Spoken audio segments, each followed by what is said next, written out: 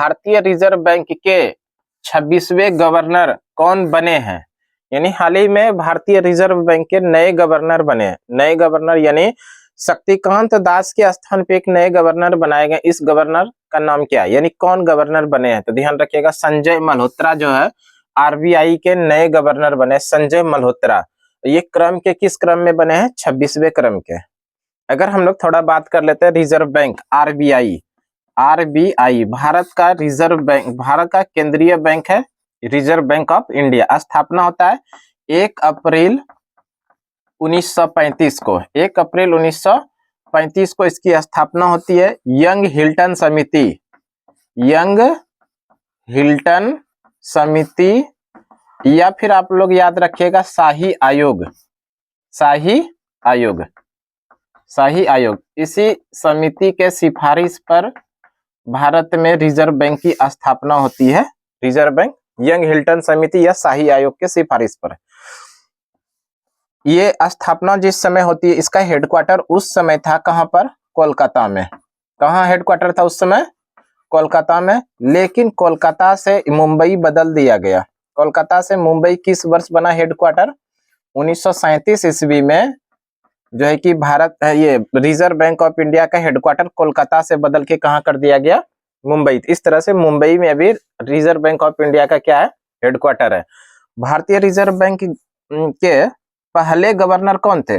जिस समय स्थापना हुआ उस समय पहले गवर्नर जो थे, पहले गवर्नर का नाम था ओसबोर्न स्मिथ। ओसबोर्न स्मिथ जो थे भारतीय रिजर्व बैंक के पहले गवर्नर थे। और इसके जो पहले भारतीय गवर्नर बने, इसको भी याद रखिएगा, पहले भारतीय गवर्नर, पहले भारतीय गवर्नर वो कौन बनाए गए थे? तो वो थे सीडी देशमुख।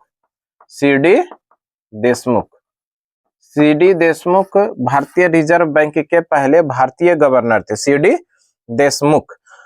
और अभी वर्तमान में कौन है जो 26वें नंबर के क्रम के? वो है संजय मल्होत्रा, जो कि हाल ही में इसको अपॉइंट किया गया है।